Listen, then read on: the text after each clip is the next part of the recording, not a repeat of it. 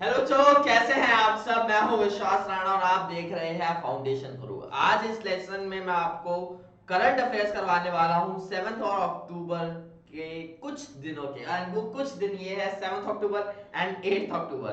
देखो ये दोनों दिन ना मेरे लिए बहुत खास माने जाते हैं। फर्स्ट ऑफ ऑल मैं आपको ये बता देता हूँ, एंड काफी लोगों को पता नहीं होगा 7 अक्टूबर इसलिए मेरे लिए खास है क्योंकि उस दिन मेरा बर्थडे भी था। ठीक है, एंड 8 अक्टूबर इसलिए खास है क्योंकि उस दिन मेरे ब्रदर का बर्थडे होता है। तो चलो फिर आगे हम स्टार्ट करते हैं। 7 अक्टूबर का हम स्टार्ट करके चलते हैं। फर्स्ट क्वेश्चन जो आपकी स्क्रीन पर ये रहा कि वर्ल्ड कॉटन डे कब ऑब्जर्व किया जाता है। देखो बचपन से मैंने इसको ऐसे ही याद किया था, मेरे बर्थडे वाले दिन कॉटन डे सेलिब्रेट होता है, तो इस दिन मैं क्या करता हूँ, कॉटन वाली शर्ट जरूर पहनता हूँ। ठीक है, एक बहुत अच्छी बात है, ऑब्वियसली बात है। 7 अक्टूबर को कॉटन डे सेलिब्रेट किया जाता है, आप सभी को पता है। अवेयरनेस में लाता है कॉटन सेक्टर की कितना इंपॉर्टेंट है, कितना क्रिशियल है। आपको एक बात बताता हूं, इंडिया से काफी सारा जो कॉटन होता है वो एक्सपोर्ट किया जाता है। ठीक है, देखो आप बच्चे सोचते हैं कि सर ये बहुत अच्छी बात है, एक्सपोर्ट हो रहा है कॉटन, बहुत अच्छी बात है, मगर कहीं ना कहीं हमको इसमें नुकसान देखने को मिलता है। ये नुकसान क्या होता है, कैसे होता है नुकसान, वो समझिए। हम कॉटन जो है वो दे रहे हैं बाहर, ठीक है, हम बाहर से इंपोर्ट कर करते हैं, हम शर्ट्स इंपोर्ट कर रहे हैं। कॉटन हमने दिया, एक्सपोर्ट किया, और बदले में हमको क्या मिला, कॉटन की शर्ट मिली। ठीक है, तो आप ये देखिए कौन सा फायदेमंद है, शर्ट को आप एक्सपोर्ट करो या कॉटन को एक्सपोर्ट करो। क्योंकि जितना आप एक्सपोर्ट करोगे बेटा उतना ही कंट्री की जीडीपी में इंप्रूवमेंट होती है। जीडीपी क्या है, आगे वाले अभी एक वीडियो में, इसी वीडियो में आपको एक्सप्लेन करूंगा, टेंशन मत लेना।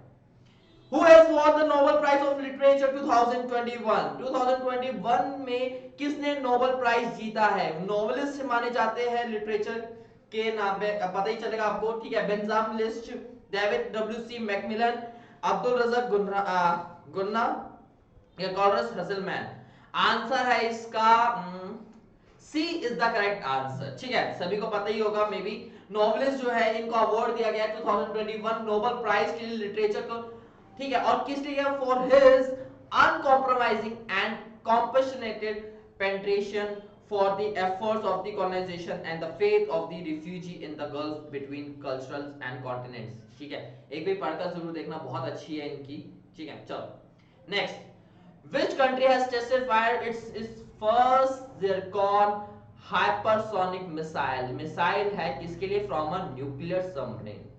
ठीक है, कौन सी कंट्री ने टेस्ट फायर किया है, उनके डिफेंस मिनिस्टर ने भी हमको बताया था।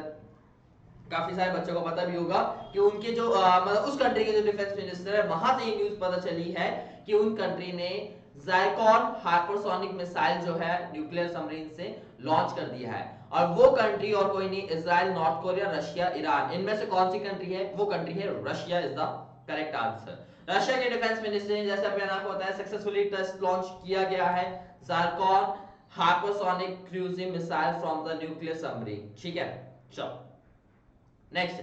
Who has won the FIH Women's Hockey Player of the Year Award? Hockey player award में किसको दिया गया है? ठीक है, काफी सारे बच्चों को लगता है भाई हॉकी हमारा नेशनल स्पोर्ट है, मैं आपको पहले भी बता चुका था, मगर हॉकी हमारा नेशनल स्पोर्ट नहीं माना जाता है। ठीक है, चलो कमेंट सेक्शन में मेरे को जरूर बताइए हॉकी का नेशनल स्पोर्ट हमारा कौन सा है। एनीवे इसका आंसर है सविता पुनिया नहीं, गुरजीत कौर, रानी रामपाल या फिर नवजोत कौर। आंसर है Gurjeet Kaur is the correct answer. Gurjeet Kaur ने जीत लिया है एफआईएच वुमेन हॉकी प्लेयर्स का, इंटरनेशनल हॉकी फेडरेशन, एफआईएच जिसको बोला जाता है, सभी को पता भी होगा। ठीक है, अवार्ड मिला 2020 और 21 का। ठीक है, टोटल 5 इंडियन हॉकी प्लेयर्स थे, 2 हेड कोचेस थे, और both the Indian mains and women जो मिला गया है वो क्लेम किया गया है हॉकी टीम में, डिफरेंट कैटेगरीज में। अब दूसरे कौन है, मेन में कौन आता है, हरमनप्रीत सिंह, आरपी सिरसे, मनप्रीत सिंह या रुपेंद्र पाल सिंह, इनमें से कौन से मेन में हॉकी टीम के जिनको अवार्ड मिला गया एफआईएच से। बेटा बहुत बड़ी बात होती है, देखो हमारा जो मीडिया है, मीडिया काफी टाइम पीरियड में ना आप ऐसी न्यूज सुनोगे कि भाई शाहरुख खान के बेटे को अरेस्ट कर लिया, ये हुआ, शाहरुख खान का बेटा भी ये कर रहा है। देखो इससे हटकर भी काफी सारी न्यूज़ेस आती है, उसमें भी गौर किया करो। ठीक है, अगर आप ऐसी ही न्यूज़ेस देख रहे हो तो बेटा आपका फ्यूचर वो बहुत खतरे में है। ठीक है, इस न्यूज से हमको ज्यादा फायदा नहीं मिलता है। आप अपने एग्जाम के पॉइंट ऑफ व्यू से देखो कि अगर आपने ये देख लिया, चलो ठीक है, आरन खान को जो है वो कस्टडी में दिया गया, ठीक है, क्यों, जस्ट बिकॉज ऑफ ड्रग्स। ठीक है, ड्रग्स के मामले में किया गया। अब ये बताओ ये क्या इंपॉर्टेंट न्यूज है, क्या एग्जाम्स के पॉइंट ऑफ व्यू से क्या इंपॉर्टेंट न्यूज है आपके लिए? आंसर है नहीं। ठीक है, मगर काफी सारी जो न्यूज मीडिया है वो आपको यही दिखाएंगे कि हाँ आर्यन खान अब ये कर रहा है, आर्यन खान ने अब खाना खाया, आर्यन खान अब मेस का खाना नहीं खा रहे, वो कर रहा है, ये कर रहा है। भाई देखिए इससे हटकर आप न्यूज सुनो, बहुत ज्यादा न्यूज आती है, ठीक है, जो इंपॉर्टेंट भी मानी जाती है। एनीवे इसका आंसर है Harmanpreet Singh is the correct answer. Harmanpreet Singh जो है एफआईएच मेंस हॉकी टीम का अवार्ड मिला गया है। ठीक है, गुरजीत कौर को वुमेन के लिए मिला गया है बेस्ट प्लेयर अवार्ड, और मेन हॉकी प्लेयर में मिला गया है हरमनप्रीत सिंह जी को अवार्ड मिला गया है। ठीक है, ओके। और बेस्ट गोलकीपर का भी अवार्ड मिला गया है, जैसे पियर श्रीजीश एंड सविता पुनिया को बेस्ट गोलकीपर का भी अवार्ड मिला गया है, जो कि बहुत एक अच्छी बात मानी जाती है। एनीवे कौन सी कंट्री हॉकी फेडरेशन ने विड्रॉ कर दिया अपना 2022 कॉमनवेल्थ गेम्स ने? ओ भाई साहब, हॉकी फेडरेशन ने कौन सी कंट्री ने विड्रॉ कर दिया अपना नाम? ठीक है, आपको ये बताना है, और वो और कोई नहीं, वो है इंडिया। अब ऐसा क्यों है, आइए जानते हैं। हॉकी इंडिया में 5 अक्टूबर की बात है, उन्होंने अपना पुल आउट कर दिया 2022 में, ठीक है, कॉमनवेल्थ गेम्स से। ठीक है, एंड स्टार्ट किया उन्होंने, रिस्क स्टार्ट किया कॉन्ट्रैक्टिंग कोविड-19 से। डिस्क्रिमिनेटरी क्वारंटाइन रूल्स के हिसाब से यूके में जो हो रहा है ट्रैवल्स कमिंग फ्रॉम इंडिया। ठीक है, तो हम सभी को पता है इसके रिगार्डिंग उन्होंने किया है। अब आप मेरे को कमेंट सेक्शन में बताओ, क्या इंडिया ने ये सही स्टेप उठाया है हॉकी फेडरेशन में अपना नाम विड्रॉ करके 2022 के लिए? क्या उन्होंने सही किया या नहीं किया? आप मेरे को कमेंट सेक्शन में जरूर बताइए। Next, Ian Wetmore has decided to step down with immediate effect as the chair of which cricket board? ECB, New Zealand Committee, or sorry, NZC, CA या CSA? इंग्लैंड का था ये, तो इंग्लैंड का ECB से ही आता है, स्टार्ट होता है। England and Wales cricket board जो आता है, चेयरमैन इयान वेटमोर ने डिसाइड कर दिया to step down with the immediate effect को लेकर। ठीक है, और ये ऑफिशियल स्टेटमेंट उन्होंने 7 अक्टूबर को बताई गई है। नेक्स्ट अब हम बात करेंगे 8 अक्टूबर की, तो 8 अक्टूबर में क्या क्या चीजें हुई है, ध्यान से सुनिए बेटा। अब नेक्स्ट आता है, who won the Nobel prize of 2021? Nobel prize 2021 में किसको मिला गया है? ठीक है, और ऑप्शन आपके Benjamin List and David MacMillan, या फिर Syukuro Manabe and Klaus Hasselmann, Maria Ressa and David Moto, या अब्दुल रज़ाक गुरना। ठीक है, अब्दुल रज़ाक गुरना के लिए उनको नोबेल प्राइज नहीं मिला था भाई। ठीक है, नोबेल प्राइज किसको मिला है? आपने वो लिटरेचर के लिए मिला था उनको, अब्दुल को। नोबेल प्राइज के लिए मिला है मैरिया रेसा एंड डिमिट्री मुर्देव को।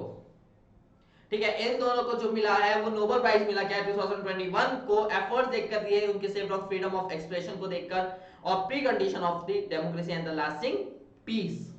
कौन सी ईयर में मदर टेरेसा को नोबेल प्राइज दिया गया था? बेटा मदर टेरेसा के बारे में आई थिंक काफी लोग जानते होंगे, कौन है मदर टेरेसा। ठीक है, इनके बारे में कभी पढ़ना जरूर है यार। ठीक है, एक जस्ट एक माय ओपिनियन है आपके लिए, पढ़ना जरूर है भाई। और इसमें से आंसर है, नोबेल प्राइज उनको दिया गया था 1979 में, उनको नोबेल प्राइज मिला गया था, first Indian women to win the Nobel prize in 1979 for her work for bringing help suffering humanity. ऐसा कहा जाता है कि मदर टेरेसा ने अपने बेटे को भी नहीं छोड़ा था। Anyway, who has topped the Forbes India rich list 2021 for the 14th consecutive year? भाई देखो, 100 बिलियन, सुनना बेटा मेरी बात, 100 बिलियन डॉलर नेटवर्थ है जिनकी, वो आ चुके हैं मुकेश अंबानी। ठीक है, फोर्ब्स को रिचेस्ट में आया गया है मुकेश अंबानी जो है। अब आप मेरे को बताइए, क्या ये अच्छी बात है बुरी बात है कि मुकेश अंबानी जो है उन्होंने टॉप किया है फोर्ब्स इंडिया रिच में, जो 14th year in a row since 2008 से वो चले आ रहे हैं। पहले उनकी नेटवर्थ जो थी वो 92.7 बिलियन थी, और आज की डेट में उनकी 100 बिलियन से भी ऊपर हो चुकी है। आज की डेट में 10 अक्टूबर की मैं बात बता रहा हूं आपको। ओके, नेक्स्ट, गौतम अदानी की अगर हम बात करें, उनकी भी नेटवर्थ 74.8 बिलियन मानी जाती है, और शिव नादर की जो प्लेस है वो 31 बिलियन की मानी जाती है, जो भी बहुत ज्यादा है। ठीक है, नेटवर्थ इनकी एक बहुत ज्यादा है भाई। ठीक है, anyway next question, who among the following Indian pharma billionaires saw a fall in their wealth in 2021? Cyrus, Dilip, Murali या किरण जी? इनमें से कौन सी है जो who are the following Indian pharma billionaires, ठीक है, फार्मा बिलियनियर्स की बात करी गई है, तो कौन है आपको? नेक्स्ट, ओके, अच्छा इसका आंसर तो बताया अभी। आंसर है इसका Kiran Mazumdar Shaw is the correct answer, ठीक है। फॉर्ब्स इंडिया की जो रिचेस्ट 2021 में आई है, रिच इंडियंस जो रिच वेल्थ में आई है जिन 2021 फार्मा बिलियनियर्स में, ठीक है। फार्मेसी जो आप सभी को पता ही है क्या होती है कि फार्मेसी, उसमें अगर हम बात करें तो वो आई है किरण मजुमा शॉ के बारे में, ठीक है। Anyway, next. The Reserve Bank of India has retained its real GDP growth at how much for the fiscal year? FY का मतलब होता है fiscal year होता है। Fiscal year का मतलब क्या होता है? जैसे मार्च से जो अप्रैल तक साल चलता है, सॉरी मार्च अप्रैल नहीं, अप्रैल से जो मार्च तक है साल चलता है, उसको हम बोलते हैं फिस्कल ईयर बोलते हैं। तो उसमें रिटेन किया अपनी जीडीपी ग्रोथ कितना हुआ है 2021 2024 में? 10.5%, 11%, 9.5% या 8.7%? आंसर क्या है इसका? आंसर होगा 9.5%। आरबीआई की रिपोर्ट आई थी, उन्होंने बताया भी है कि आरबीआई मॉनेटरी पॉलिसी उन्होंने कमेटी ने बताया कि जीडीपी जो ग्रोथ होगी प्रोजेक्शन 9.5 2021 2022 में मानी गई है, ठीक है। इसके जो क्वार्टरली अगर हम देखें तो क्वार्टरली अगर हम देखें क्वार्टर 2 में इसकी 7.9 थी, क्वार्टर 3 में 6.1, क्वार्टर 4 में 6.1 थी, ठीक है, क्वार्टर 3 में 6.8 एंड क्वार्टर 2 में 7.9 थी इसकी। और रियल जीडीपी जो मानी जाती है इसकी ग्रोथ जो है वो कितनी है? 9.5 है। आने वाले समय पे 2022-23 में 17.2 तक की संभावना इसकी मानी जा रही है, इतना बन सकता है। आरबीआई ने ये रिटेन किया हुआ है, इसका पॉलिसी बनाई गई है रेपो रेट की, how much percentage. Repo rate क्या होता है बेटा? आज मैं आपको रेपो रेट के बारे में बताता हूँ। रेपो रेट होता है जब हमको लोन चाहिए होता है, लोगों को लोन चाहिए होता है, तो हम क्या जाते हैं? कमर्शियल बैंक के पास जाते हैं। किसके पास जाते हैं? कमर्शियल बैंक के पास जाते हैं। कमर्शियल बैंक से हम लोन लेते हैं, वो हमको लोन पैसा देता है, ठीक है। जब कमर्शियल बैंक को जरूरत पड़ती है तो वो किससे लोन मांगता है? वो मांगता है आरबीआई से, और आरबीआई जिस इंटरेस्ट से उनको लोन देता है उसको हम बोलते हैं रेपो रेट बोलते हैं। एग्जांपल के तौर पे समझते हैं, कमर्शियल एक बैंक है,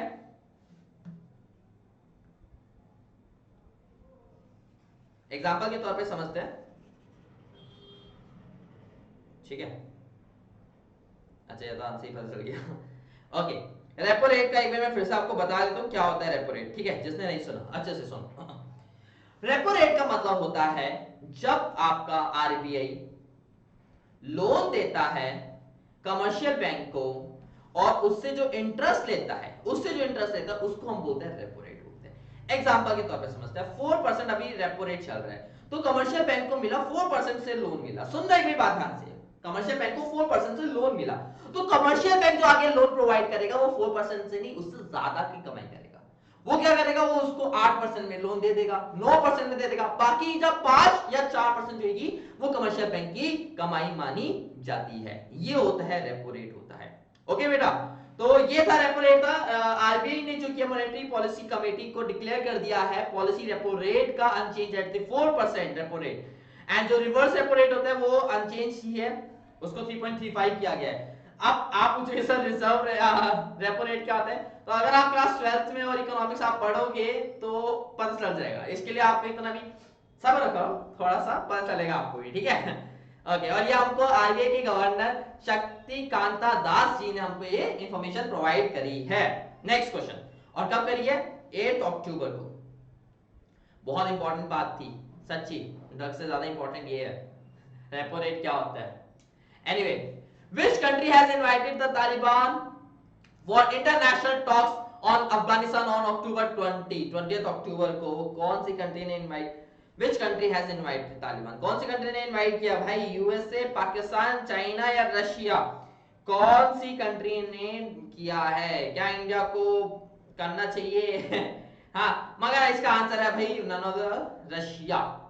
रशिया ने इन्वॉल्व किया है अफगानिस्तान जमीर खुबलाओ को, और 7 अक्टूबर को उन्होंने बोल दिया कि रशिया जो है इनवाइट करना चाहता है मिलिट्री ग्रुप ऑफ तालिबान, क्यों? इंटरनेशनल टॉक के लिए, ठीक है। और वो कहां पर रहेगा? वो मॉस्को में उनका ये माना जाएगा। चलो, आज के लिए इतना काफी है। उम्मीद है आपको सारे करंट अफेयर समझ में आएंगे। अगर आपको इसकी पीडीएफ चाहिए होती है तो आप पीडीएफ मेरे व्हाट्सएप ग्रुप में ज्वाइन होकर के ले सकते हो, इजीली आपको मिल जाएगा पीडीएफ वहां से। और अगर वीडियो पसंद आई तो आप लाइक कर देना जरूर, और नहीं पसंद आती तो मेरे को कमेंट सेक्शन में बता दीजिए कौन सा पॉइंट आपको नहीं समझ आया। उम्मीद है आपको रेपो रेट का मतलब समझ में आया होगा, कुछ ना कुछ ज्यादा इंफॉर्मेशन आपको मिल जाती है बेटा, ठीक है। और जाते जाते वीडियो को लाइक, सब्सक्राइब और शेयर जरूर करें अपने ज्यादा दोस्तों के साथ, सो दैट ऐसी तरह मैं वीडियो बनाए रखूं। तब तक के लिए जय हिंद, जय भारत, बाय बच्चों।